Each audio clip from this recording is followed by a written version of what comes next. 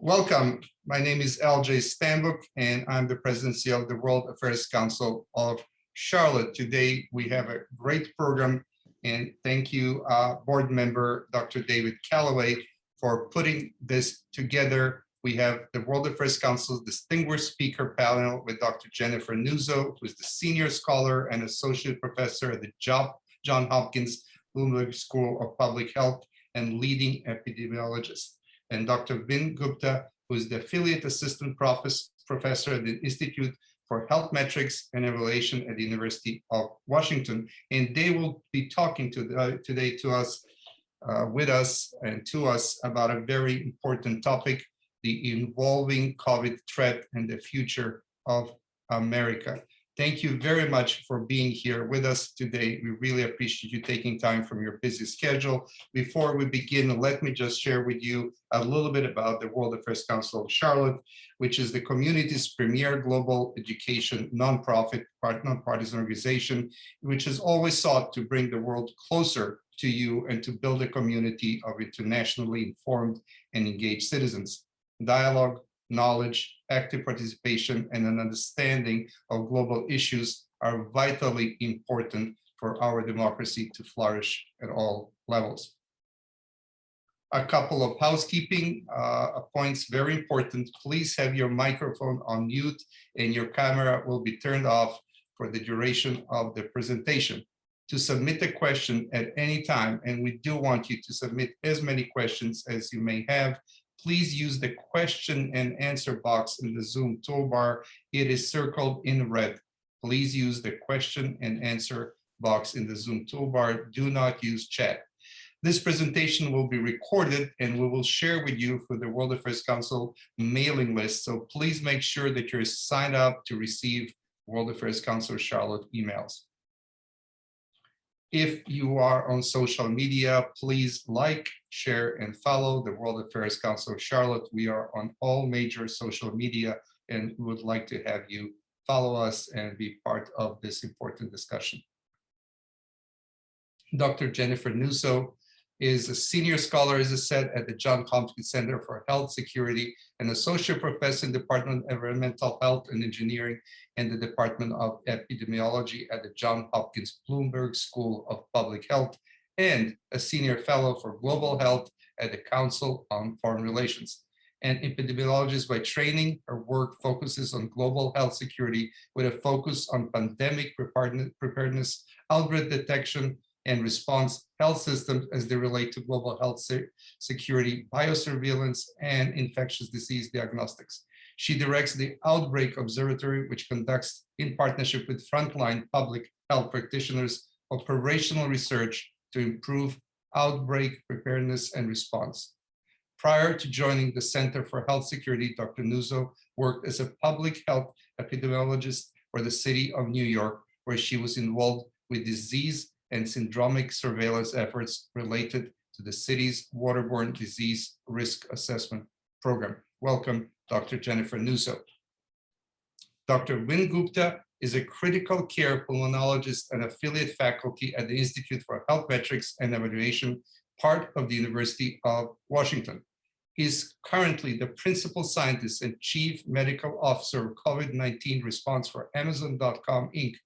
He was previously helping to lead clinical strategy for Amazon Care before the pandemic, and prior to that, helped lead the pulmonary roadmap for the Apple Series 6 product launch in a part-time role at Apple.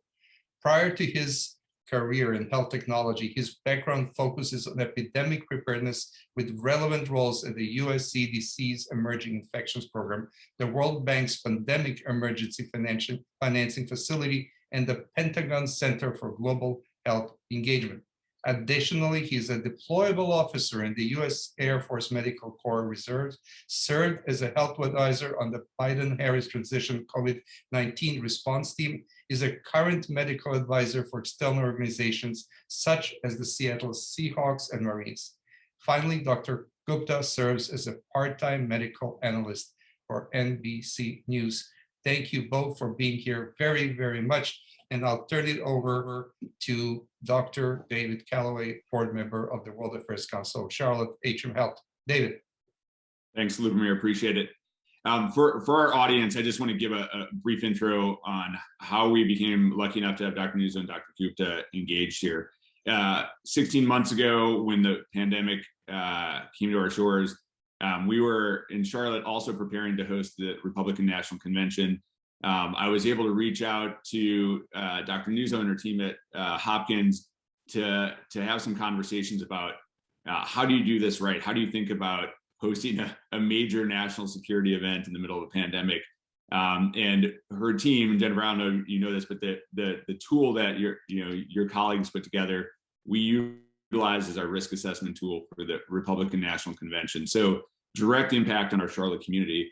And then Dr. Gupta and I met at the Council on Foreign Relations, and similarly, as we thought through this whole complex problem of testing and contact tracing and scaling innovation in our response, Vin was able to give us some really great strategic advice on how we could act locally. And just as a tip of the hat, if you look at the NFL and the leading team in the NFL, the Seattle Seahawks, in terms of how they managed COVID, Dr. Gupta was directly involved in shaping that policy, and that helped how we advised the Panthers and how we advised the bank and how we advised Wells and all these other local businesses in Charlotte. So both of you are national and international experts, but have had very direct impact on our community. So thank you for that. All right, well, let's get to this, to the meat. I'm gonna offer just one sort of framing question here, and Dr. Gupta would start with you, and then Dr. Nuzzo. Just talk to us about what you see as the general state of play right now with COVID in the U.S. in terms of what does the next couple months look like from a disease progression standpoint, from a societal stability standpoint. Are we on the verge of an existential collapse? Will we rise again? What are you seeing, and what are your thoughts on the next 3 to 4 months? Vin, we'll start with you. Sure, David. First of all, thank you for those kind comments and the introduction, and for the invitation. It's great to be here with Dr. Nuzzo, and hello everybody in a virtual space. At least it's great to be with all of you. The way I think about this, David, is what does the next 2 to 3 months look like from a case standpoint? What are we expecting in terms of hospitalizations, as informed by our models at IHME? I know Dr. Nuzzo and her Hopkins colleagues are doing similar forecasts, and what we're seeing is a likely peak in daily deaths and hospitalization stress, particularly focused in the southeastern part of the United States, probably somewhere in the middle of September into October. And there's a lot of assumptions that are built into that another variant doesn't emerge. I think that's going to be unlikely, that somehow renders the vaccines useless. Again, I think that's unlikely, although there's some oxygen in the media about that risk, however small. What about vaccine uptake amongst the unvaccinated? I think made harder by yesterday's announcement that we now need 3 boosters, regardless of who you are. That's going to be complicating our efforts to reach those who've been unvaccinated. Glad to talk more about that. And then cold, dry air, which, as a lung doc, I'll say we always worry about cold and flu season because any respiratory virus likes cold, dry air. And so that combination of decreased vaccine uptake, the fact that these variants continue to emerge, but specifically Delta, which we know is more contagious in the setting of cold, dry air, makes for a hairy fall into the wintertime. So I do expect that there's going to be a peak in daily deaths, anywhere from 1,000 to 1,500, which is going to scare a lot of people. You're going to see a lot of headlines in the next 2 to 4 weeks. It's going to feel like we haven't made progress, even though we have. There is going to be what I'll say is, and what worries me in particular is, what does December to February look like from a non-COVID respiratory burden standpoint?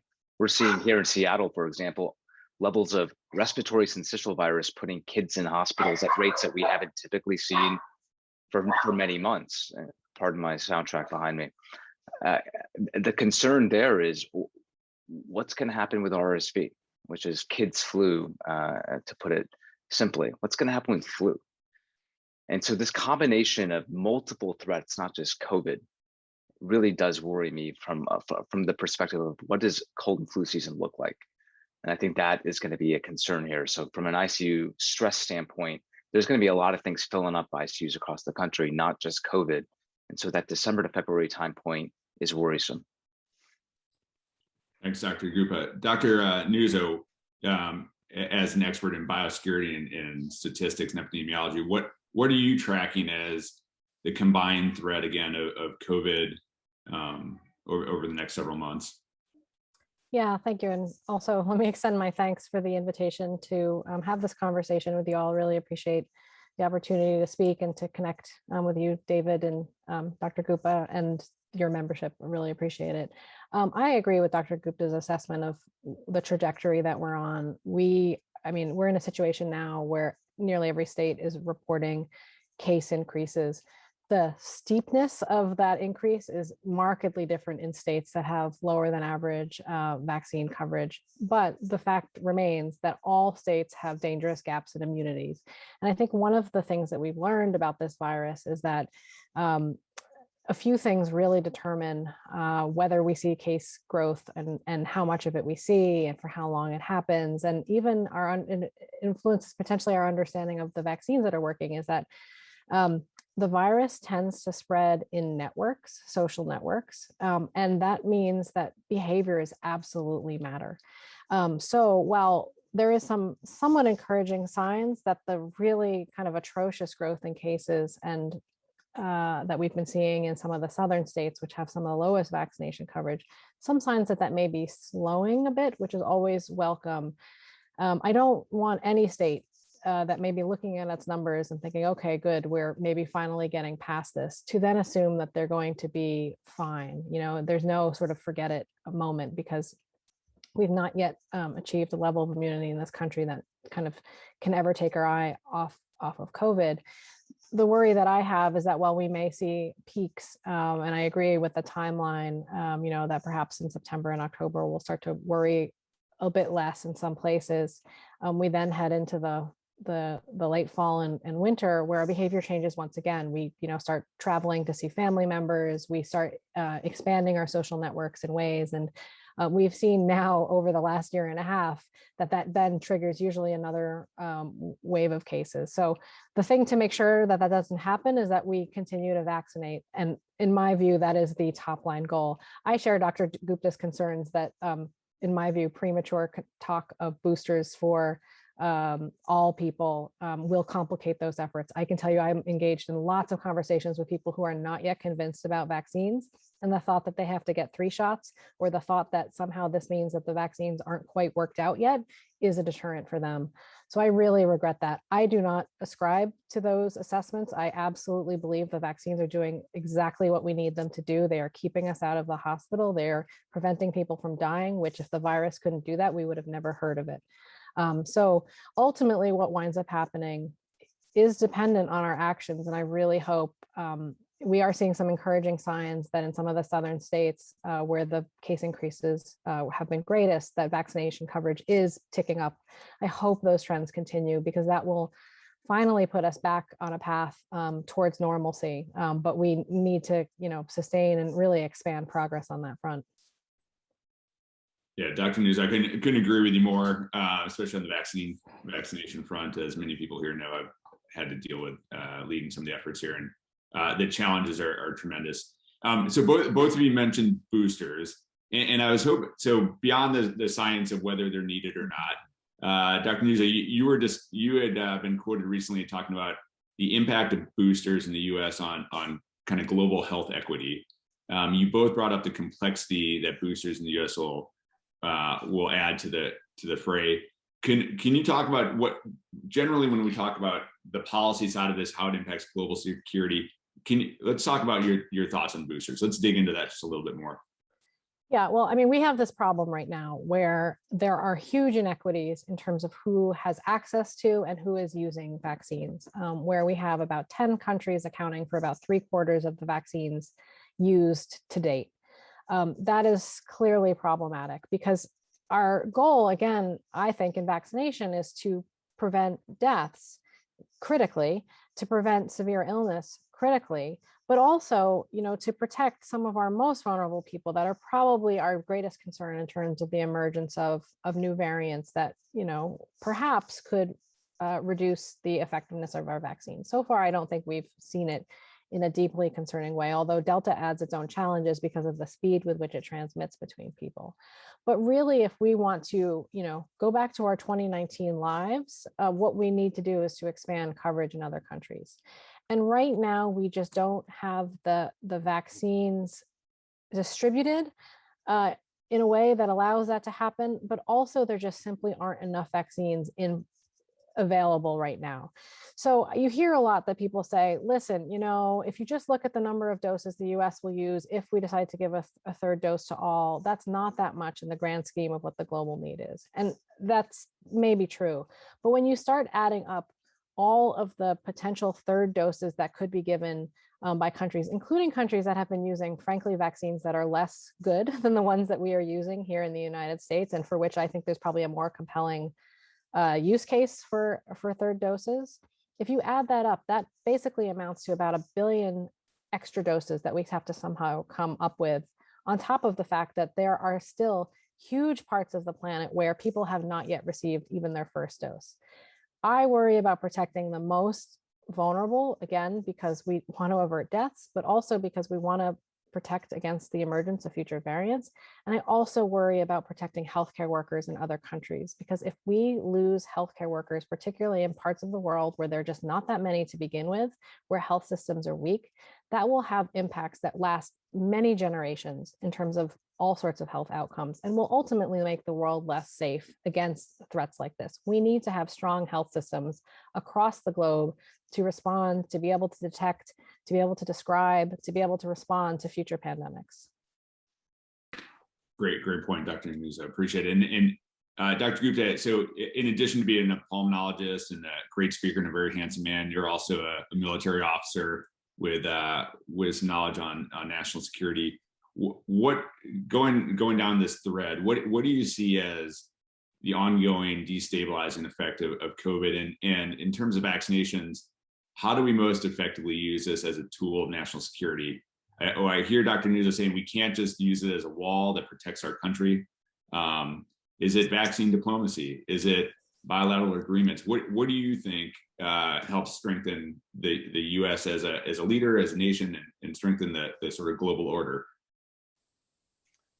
David, I'll say my background in epidemics was actually helping the Pentagon Center for Global Health Engagement really key in on something called the African Partnership Rapid Response Program, so APREP for short. But the idea there was uniformed service members in the military medical corps across the 4 branches would go to our partner nations, you name it, across sub-Saharan Africa, elsewhere, South Asia, and we would train them up. How can we build a class 2 medical facility in an austere setting? How can we train sort of basic critical care skills for members of other militaries, other partner nation militaries that didn't really understand what an ultrasound was, for example, or how to stabilize a patient, think about field resuscitation?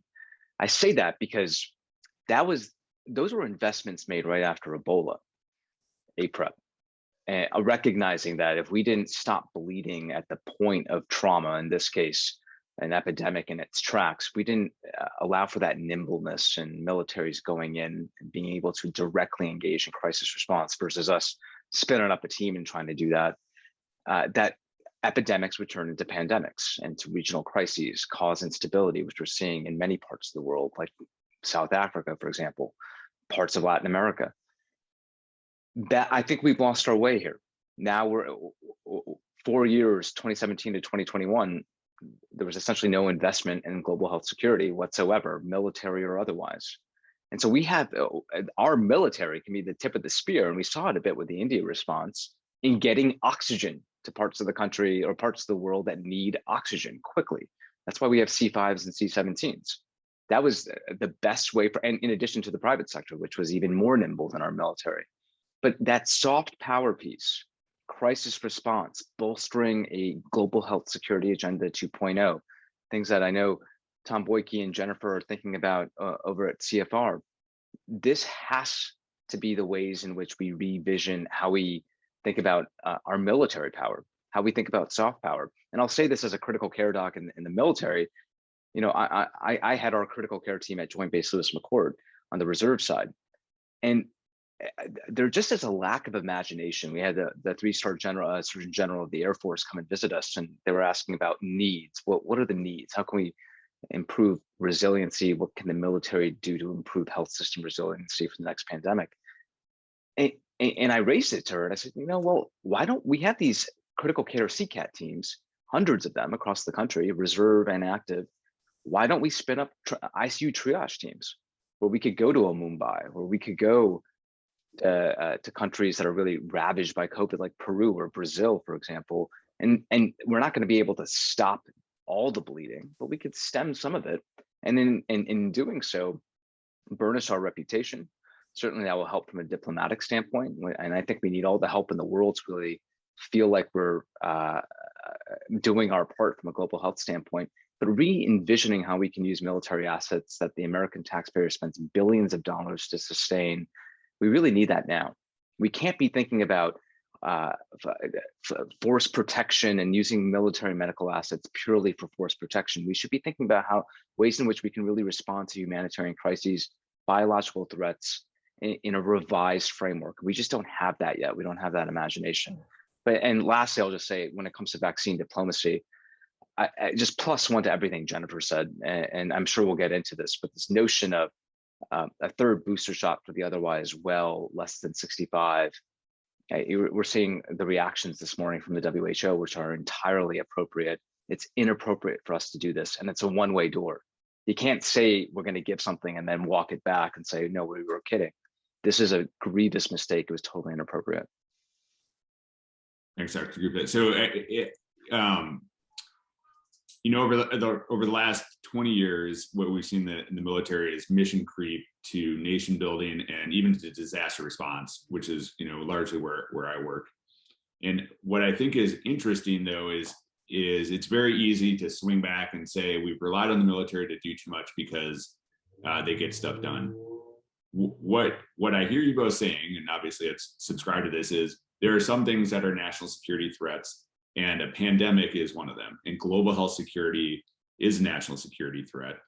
And so if we go down the idea of smart power, and I'm going to give you a few seconds to think about this.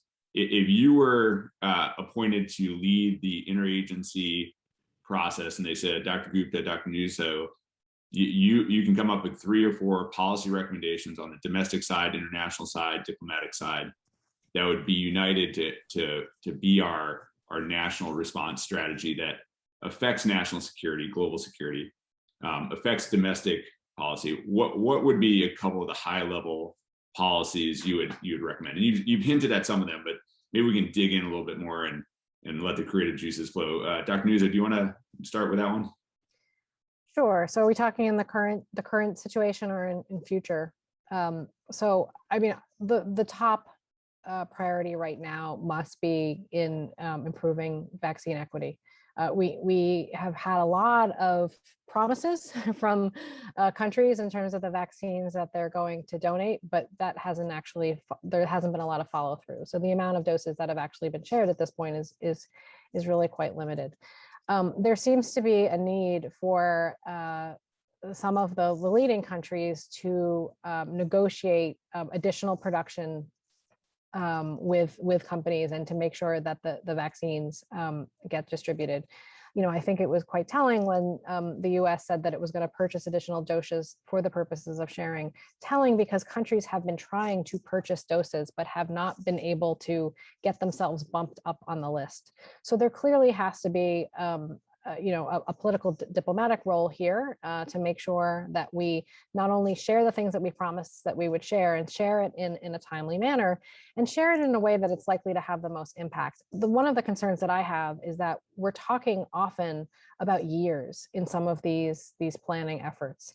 From my perspective, we've got like a year. And it's not to say that the vaccines won't still have a role after a year, but if our goal is to prevent human suffering, to limit the amount of deaths, to prevent health systems from being, completely eroded, if we're talking longer than a year, then I don't see us making much progress on that.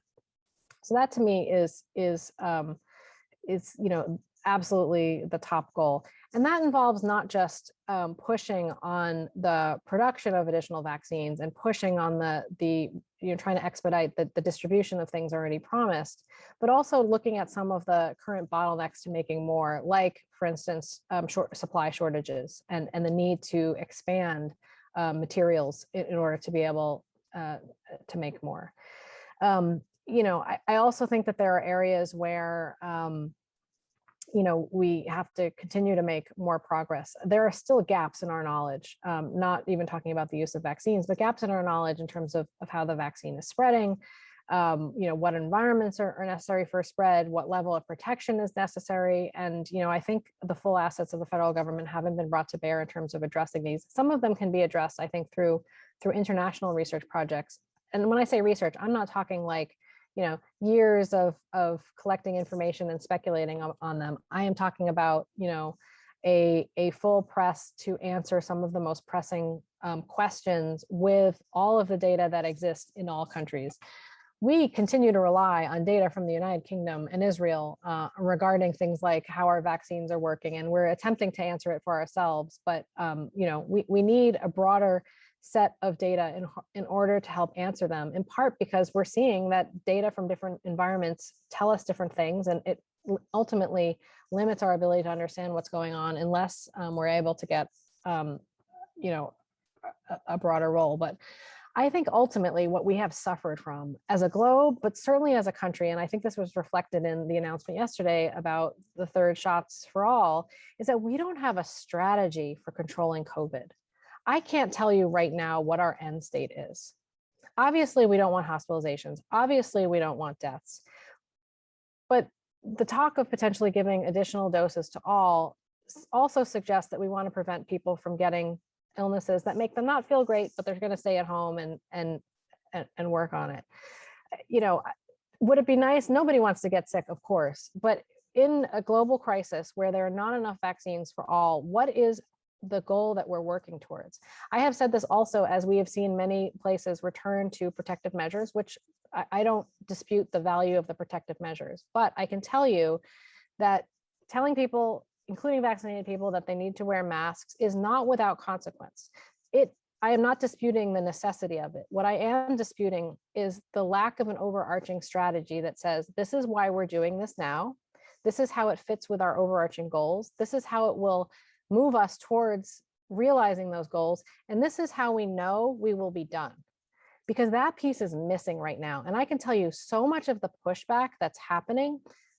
I talk to parents who, are fighting against having our kids wear masks. I don't share their views, but I can tell you, if I were able to tell them, this is when your child will no longer have to wear it, I'm pretty sure that they would ease up a little bit. But to them, it feels like this never ending process that we're on, where their individual abilities to make decisions for themselves and their families are being eroded. It feels part of a larger loss of autonomy. And I feel that not having a strategy that defines when we know we've won contributes to that.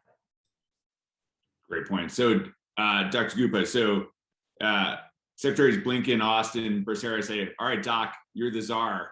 What are the three things? Yeah, we just heard Dr. Nuzzo. What are the three things on a policy level we need to do to make America safe? And I hate to be very America focused, but transitioning this again just to policy, and what do we need to do? Sure. What are the big things we need to do? I'll try not to repeat what Dr. Nuzzo said, just because I agree with everything she's been saying. And so 3 additional things. Number one, the future of oxygen. I think the next 20 years, and not to be morbid, will be in part characterized by the continued threat of respiratory pandemics. And what we've seen is that we are not nimble when it comes to giving people oxygen, even in the United States, much less around the world. And so there is a lot of innovation happening across the private sector on how can we actually avoid needing to send oxygen canisters that are extremely pricey and very difficult to mobilize across countries. What's the future of that? electrochemical oxygenators, where you just plug in a machine and you can actually extract oxygen from the surrounding environment, and then that can power a ventilator, give people what they need. We need to rethink the ways in which we deploy scarce medical resources like oxygen, much less vaccines, in a much more scalable way, a much more easily transportable way, so crisis response actually means something. So the future of oxygen is one, and not just allowing the private sector to innovate here, but engaging more in public-private partnerships, I think will be vital to see what works and what doesn't. Number two is a WHO with teeth is, and this is me stepping into Jennifer's terrain here a bit, but what are the global governance norms? We talk so much about global governance in Ebola, and there were so many postmortems about how terrible the WHO's response was, and we need a WHO with enforcement mechanisms. Turns out, that made for great peer-reviewed papers across multiple institutions, but really nothing was done to give WHO an enforcement arm to punish those countries that are not being transparent with data. We're reckoning with these decisions in this current day. I mean, when I speak to hesitant individuals across, whether it's factory workers or members of the military, a lot of them point to will cite the lab leak theory and just go on these black hole discussions where these conspiracy theories have been in part borne by the fact that we don't have a WHO or a global health governing arm that can actually hold people accountable, hold countries accountable. So we need that.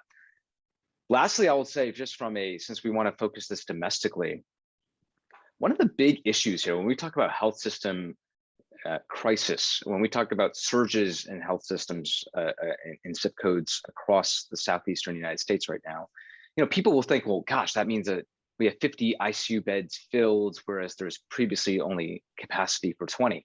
No, that's actually not the case. Often, we just don't have the people to staff a 20-bed ICU. We don't have the dialysis nurse. We don't have the respiratory therapist, or we don't have enough docs because half of them are sick or quarantined out. Labor shortages are part of the reason why you're seeing a lot of hospitals, quote unquote, at capacity. And it's not like we're training a ton of new critical care providers. We're not. We have not addressed the lack of human resources for health, particularly when it comes to the changing nature of the threat, which is respiratory and critically ill patients, not just here, but elsewhere. Human resources for health is a big reason why we do not have universal health coverage, not just in the United States, which is a smaller contributor of that, but across the world. A major reason why people don't have a durable access to care is not because the government's not willing to provide it. We just don't have enough providers. Lastly, I'll just say from a domestic policy standpoint, we need communication education. I mean, Jennifer has gone through a litany of really just on target points that about just the current mess that we're in. But in part, it's driven by the fact that messaging remains terrible, confusing, not consistent. And part of the reason why, and I'll just speak for the docs in the room here, that it's not like you get taught to speak to mass audiences or in simple language through medical school. You get taught to speak one-on-one at the bedside. Hopefully you're good at it. And yet you don't get taught how to not speak in jargon or use acronyms. And we're reckoning with that decision here, that we have health leaders that are very respected, obviously experts in their field, leading a lot of this response, but they're not the best communicators. And I think we have to reckon with that. And we're not building those skill sets in our trainees, and we should be. Great, excellent points. I'm gonna start bringing in some of the audience questions. I want to focus on 4 themes that are in the questions, and then also just building off what you all just talked about. So I'm just gonna list them out here, and then we'll ask some questions. But innovations. So what exciting innovations have you seen? Because this is not all doom and gloom, right? The opportunities there. The public health communication piece, which Dr. Gupta, you started bringing up, we are in a different, almost combat environment, system resilience, and then testing, the role of testing. So from an innovation standpoint, Dr. Gupta, I know you've been on the cutting edge here with testing and devices and even system innovation. What are some of the things that are maybe not out there that actually excite you about what we can do? I mean, I always like props here. So I'll say that rapid PCR technology. So better than rapid antigen. Most of the rapid tests out there are something called rapid antigen tests for folks that don't live and breathe this in the room, and they're good. But the Infectious Disease Society of America actually in late 2018 had suggested that if you want to get a rapid test for flu, we should move towards rapid PCR and away from rapid antigen, because rapid antigen tests have issues sometimes in performance. Sometimes they'll be negative when they should ping positive. And a lot of that has to do with what's happening in the environment. If there's a lot of Delta variant, for example, in the surrounding environment, the chances that a test like a rapid antigen test, like the Binax now, for those that might be going to the drugstore, you'll easily see those tests available. They just don't perform. They perform well when there's a lot of COVID around us, but less well when it's not as prevalent. Rapid PCR to me is the wave of the future. I mean, this is what the Biden campaign, multiple professional sports leagues and others have utilized to keep their events, their organizations safe. That's what the Seahawks used, and didn't have a single positive case, because this is basically lab-based quality testing, but at point of care. And you're going to see a lot more innovations here. And this is going to move towards more of an OTC model. And I mean, what I find so remarkable is that in 20 months, not only do we have fantastic technologies to test for COVID that are rapid, but the FDA, in coordination with other federal agencies, said, you know what, we're going to make these over the counter, because we did usability studies. We helped with a lot of those usability studies in Amazon, where we had our associates have access to gold standard PCR in addition to a rapid antigen test that we were developing in-house or with our 3P clients. And what we noticed was that people could do it. They could test themselves. It wasn't that complicated. So in 20 months, there's been a sea change in testing. I'll say remote connected devices, for example, monitoring vital signs and sending that data to the cloud. As a pulmonologist, that's huge. And that can keep people that are chronically in the hospital or in and out of the hospital, for example, those chronic critically ill patients, bouncing back and forth, costing the health system tons of money, not necessarily their own fault, but the lack of nimbleness in our healthcare system. If we can monitor these people at home, we can early intervene and keep them at home. So remote connected devices, testing, getting meds to your door. There is a shift towards virtualizing a lot of healthcare so that people can get services at home. And that's been a positive silver lining of this pandemic. Dr. Nuzzo, any thoughts on the innovation side? Yeah, I really agree with that list. I think particularly on the now permission, I guess, to test at home, that's really critical. I think being able to expand and utilize telemedicine, really critical, in having the devices that help make those clinical encounters, enrich those clinical encounters. I think that's really going to be helpful for, better connecting people to care. That said, we still have a lot of work to do in order to achieve some equity gaps and access gaps with that, because particularly with access to technologies and shared, but I think it has the tremendous power to be decentralizing. I would also add, this pandemic, I think, has really changed expectations about the availability of data. I mean, the public expectations about the availability of data have been changing with the ever abundance of data that the data environment that we all live in has absolutely changed. I think when this pandemic started, people were really shocked and probably continue to be shocked by how rudimentary our health information systems are and our public health data pipelines are. Where you get very elaborate algorithms, and big data used in other sectors. We just, when I was a practicing epidemiologist in 2001, 2002, standard practice was faxes and Excel spreadsheets, and I'm really disheartened to hear that that's still standard practice in a lot of places. That said, I think the fact that people are now expecting very timely data, to be able to access it as soon as it's available, to not necessarily have to wait 2 years for the CDC to comb through it and to validate it. I think that has the power to really change our public health information system. And now with hopefully sources of revenue, funding for some of those improvements, I do hope it'll help to modernize public health infrastructure. Asterisk there, because hopes are not necessarily strategies, but I have to say people's expectations of what will be available to them have changed, and that has to drag public health along with it.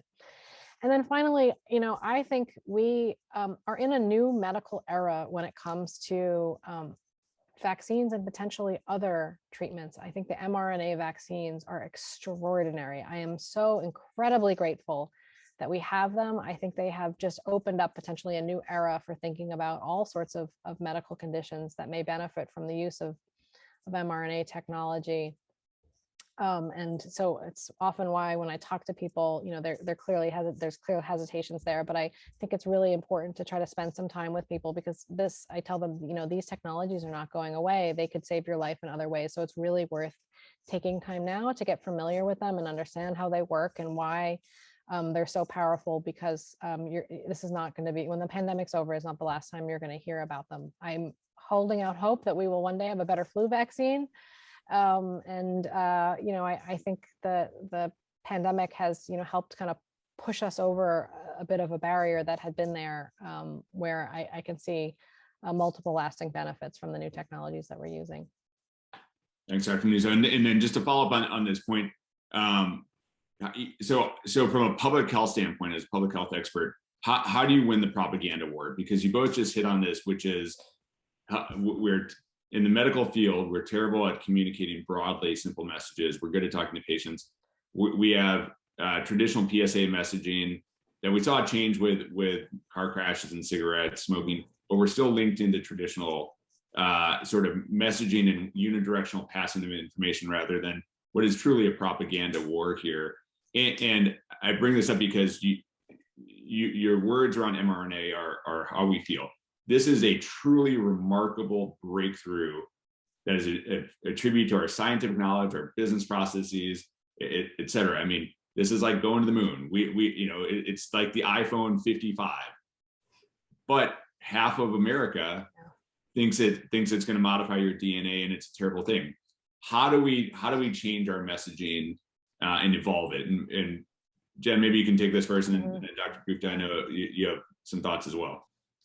So first of all, it is hard, and I think it is going to require all of us. And by all of us, I mean every one of us, not somebody who thinks they are expert on this. I mean, I think, and I should have probably listed this as an innovation, we're finally starting to do some of the polling and behavioral science studies that we should have been doing all along to understand what people's concerns are about vaccines and how best to address them, how best to talk about them. I mean, we don't have that kind of data in the same way that like advertisers do when they're trying to sell products. We just don't know how to talk to people, and we need more science to help us inform it. I'm glad to say I've seen a few promising studies help yield insights, and we absolutely need to do more of that. But one of the things we've learned from some of these studies is that, at least here in the United States, people are most influenced by their friends and family. So that means all of us need to get educated and talk about it. Obviously, those of us who don't spend 80 hours a week studying these things need help in order to have these conversations. They need the toolbox in order to have these conversations. They need the explanations. They need to know how best to talk about it. But we need to do that. Absolutely. I will tell you, as someone who's been involved in these conversations, buckle up, because it takes a long time to have a quality conversation with people.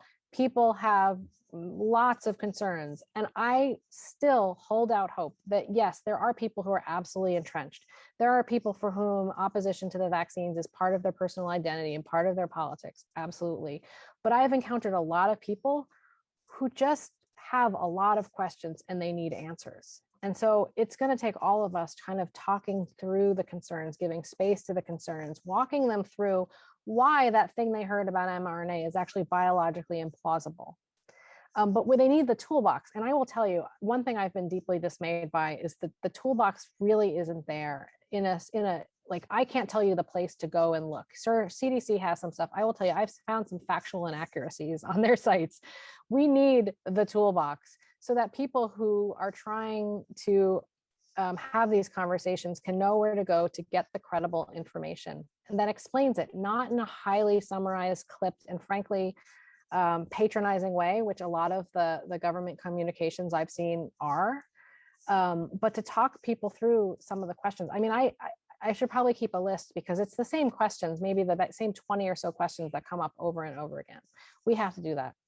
But I will say, separate from all of that ground game that needs to be done in the same way that you try to get out the vote for elections, we have a real disinformation problem that's being spread online.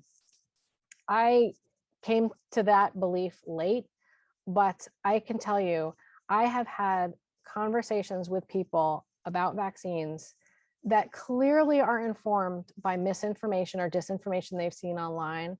And the people who are telling me this or asking me about it, I know are smart enough to know better.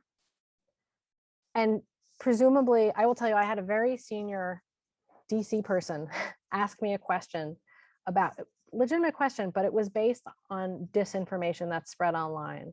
And this person was trained in being able to spot disinformation, but wasn't able to recognize this particular thing as disinformation. And what that tells me is that most people are unable to discern what they're seeing online as being a lie versus truth. So what that also tells me is that that is a problem that we absolutely need to fix. Because, you know, I spent a tremendous amount of time on like Facebook groups trying to tell people, no, that's not correct, and here's why that's not correct. You know, trying to read, and it's just, it is an unending torrent. The good news is the sources of that information, the original source, the originators of that disinformation are few. And there are potential ways to control it, but I have become increasingly convinced that we have to control it on these platforms because it is literally killing us. And it is just too hard for all of us to try to combat and stay ahead of. So Dr. Gupta, I'm going to pivot the question just a little bit along the same lines. What is the role that the private sector and the non-healthcare sector can play in both addressing mis and disinformation, but also driving the narrative? And I think about your work with Amazon. I think about some of the innovative stuff they've done to help us with mapping routes for testing and vaccination operations in rural environments. Your work with the Seahawks. We have a lot of people on this call who work for Duke Energy or Bank of America or the Charlotte Panthers. What is the role of the private sector to helping really accelerate this whole community response to what Dr. Nuzzo was highlighting? Well, I'll just take a step back and say that one of the reasons why disinformation is even allowed to take root and these conspiracy theorists even have oxygen is because a lot of people that are reachable, and there are a lot of, National Institute for Occupational Safety and Health put out a survey recently suggesting that of the unvaccinated, 60% were reachable. They were the reachable middle, or the movable middle rather. They just wanted information on safety and effectiveness in a direct way, non-judgmental. They hated mass communication. And it just turns out, again, in my own personal life, which I know everybody here has their own conversations they're having, a lot of these individuals just don't have a trusted medical provider in their life that they see, that they have access to. And suddenly here, now they have these questions. And part of this, there is that inequity in healthcare access that we're now reckoning with in the form of vaccine hesitancy. A lot of the people who don't want to get the vaccine don't have somebody they trust. And so that's going to be hard to build. That requires a ground game. That requires us making sure that people have durable healthcare access. All those chronic ills that have long existed in our healthcare system are now manifesting as some people not wanting to get the vaccine because they can't have those conversations that they want, those direct conversations. What can the private sector do? To your point, it's, we've thought at Amazon, for example, well, can we use Alexa devices so that people can get some degree of direct engagement based on questions they may have? So they ask Alexa a question, and then we through voice recognition, we can spit back an answer from somebody that has pre-recorded, like, for example, myself, 100 different responses. That's not going to get the job done, but we're iterating, for example, on what might be effective, what might not be effective. I will just say, from leading by example, the Seahawks, made a big PR blitz around when we had a Q&A session. And as a result, because these are respected members of the community, people saw that there was a lot of engagement, and that built excitement. So training in some cases, training high profile individuals in the private sector across professional sports teams who have made that switch from hesitant to vaccinated, and empowering them to have these conversations, maybe in small group sessions and town halls, is not a bad strategy. And if we could scale that in every community, I think that would reach people. But at the end of the day, this comes down to the lowest common denominator, which is the private sector, in combination with existing integrated healthcare systems, can really scale access to healthcare through telemedicine and comprehensive services in that space. And that, to me, is how we get to where our politics has never been able to achieve, which is durable, low cost, high quality healthcare access for everybody. So whether it's asynchronous messaging in a telemedicine app with a provider that you come to trust, or a care team that maybe you interact with in some cases in a brick and mortar clinic, so an integrated healthcare system that you're familiar with, but in other instances, you're interacting with that same care team in the virtual space, so you can have these conversations. That, to me, makes sense. It allows people to practice at the top of their license, not to see 20 patients in a 6-hour time block before lunch and then 20 afterwards. It allows them to spread out their time, make sure everybody's practicing at the top of their license, and allows us to scale our human resources for health in a much more pragmatic way. I think that's where the private sector should really focus their efforts on. How do we scale virtual telemedicine services in a much more comprehensive way? Thanks, Dr. Gupta. So there are a bunch of technical questions in the Q&A. I'm just going, for the audience, I'll put together answers for the technical questions about the EUA and reactions, and we'll make sure that's available to the group. But I'm going to end it with a question from Vikram Kumar, if I can refine it, because I think it's a good way to sort of wrapping up all the complexity of what we've been talking about, from vaccines to national security. So this has to do with your thoughts on the debate about patent protection and sharing vaccine intellectual property rights across countries in the short and long run. So one is, to what degree does that actually achieve the goals? Does it actually improve vaccine access? Does it improve vaccine diplomacy?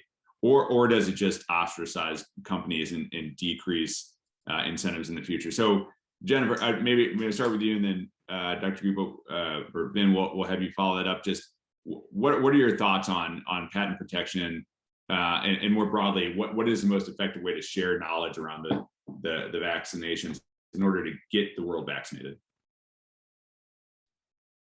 I'm going to plead ignorance a little bit on this, which is that I clearly understand the need to expand the amount of vaccine production that is currently happening in the world, and we need more vaccines. I will say this: there are qualified places in the world that could make these vaccines now. That I have been told by people who know far better than I that these places are well equipped to do this, and that have the appropriate quality assurance approach, etc. But they're standing idle. And when I see people continue to lose their lives for lack of access to vaccines, it just seems like an utter tragedy that we are not doing more to make use of these resources. But whether that requires patent transfer, I can't tell you. It feels I hear mixed things from people. Some people say absolutely yes, and some people say no, that's not the problem. All I know is that we have to fix that problem for sure. And I am sure that just fixing that problem requires fixing several other problems, like the shortage of raw materials. There's a lot of other things that have to happen. The fact that we don't really have a good tracking of the supply chain to understand where the products are and where they aren't. There are other things that need to be fixed. But we need more. We frankly need more. And when you hear people again say, like, we can do this and we can also do that, the fact is we are not doing all the things we need to be doing. So we need to do more, and we need to figure out what the fastest path to doing that is. I obviously don't think, just willfully discouraging companies from going into this space for fear that they'll lose their profitability, they'll lose their intellectual property, is the way to do it. That said, we also need to save lives. So we need to just figure this out. And sorry, that's a non-answer. I just honestly don't know the answer to the question, but it's one that needs to be answered. Dr. Gupta, what do you think? Well, I agree with the Biden administration's decision to appeal to the WTO to essentially say that at some point we should be sharing technology and removing IP protections for the mRNA vaccines in particular. Obviously, a decision that was not met with consensus from our EU allies. I think this comes down to what's enough profit. And I think we need to recognize here, and as Jennifer pointed out, that transferring the intellectual property is one thing, but without tech transfer capabilities and the ability to actually produce and manufacture these vaccines, which is still sorely lacking, we don't have those capabilities in places where we really need it right now, sub-Saharan Africa and Latin America, for example. We do not have that at scale. So saying that we just need to revoke IP and everything's going to be fine without the raw ingredients and the tech transfer and the manufacturing capability in those regions sort of distracts from the larger point of how do we get supply more robust in places that need it.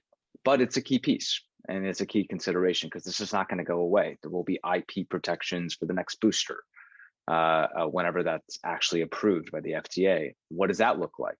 What's enough profit before Pfizer and Moderna say, okay, we're okay with creating generic versions of this?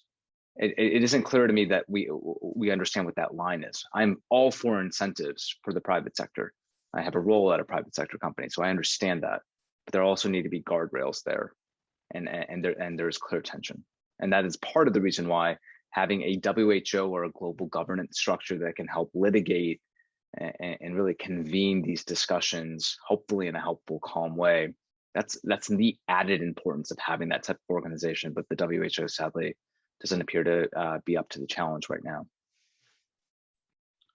Thanks, and we're running up on time, so I'm going to just ask you both for some concluding thoughts. And Dr. Nuzzo, just returning to the title of the talk, we've had a great conversation and very much appreciate it.